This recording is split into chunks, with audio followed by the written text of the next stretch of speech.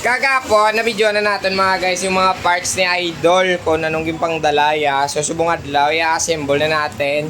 So, yung frame niya, ayan nakita ninyo, nililinisan ni Buya Lublak. So, pakita ko lang sa inyo ang iyang rim. Ari na. Na-plaster ito na tanan mga guys. Oh. Ano? Kita mo. Ang iyang guma, regali ko kagapon. Wait, na bubuksan mo. Icon. Tapos ang shock yan rin. Di sulod do. So, dali.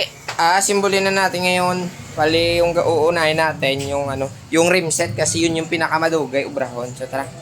Ito Wahabi Blau. Tanky TH390. Oh my God! Aray na guys, isulod na lang yung mga videos. Tapos i-align na lang natin to.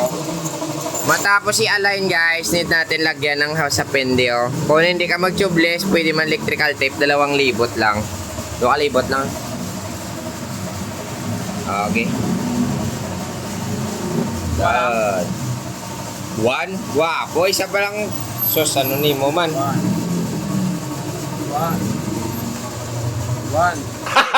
Gago! Ang yala ka to. Washer. Washer. Ariyo. Sa. Pa. Na. Washer. Washer pa. So ito ikabit na natin yung wheelset guys. Para at least tatakbo na yung bike natin mamaya. Yan. Subutangan tadan eh. Napapadanlog no. Tapos hariaton bearing. 4252 yung sukat ng tapered nating head parts. Ayan. Tapos lagyan din natin ng papadanlog dito. And then sa ilalim ganun din. Kasi kanina napunasan naman yan eh. Okay. Yan, ikat natin dito. Ito yung malaking lagay natin kasi taper dyan. Go. Gulo pa more.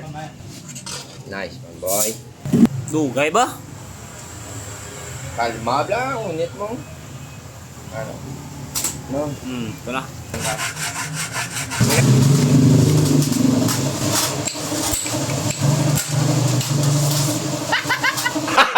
Gago!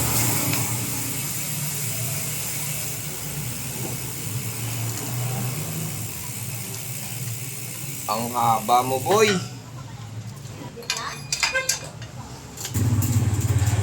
So bang, takot na yung bago ang bottom bracket. Eh wala namang grasa. No, hindi ka magpate. Ilang taon ta?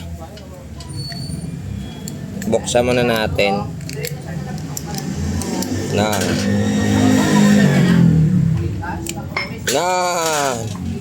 Wala grasa sa pagkalawlaw gid.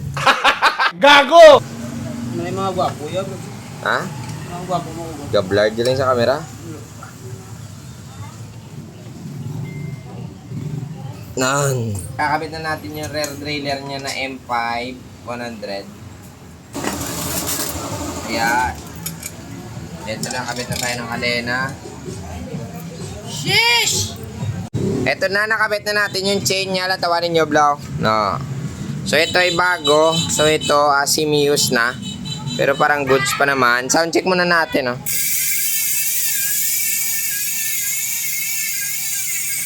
Wow!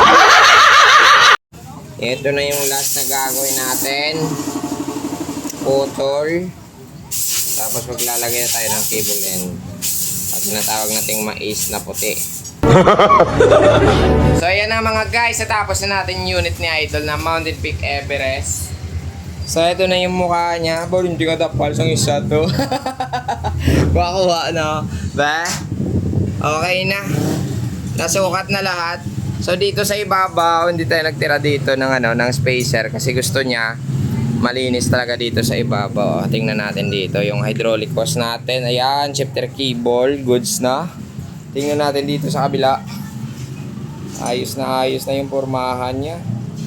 Grabe. So maraming salamat sa inyo mga guys. Hanggang sa susunod. God bless. Paalam.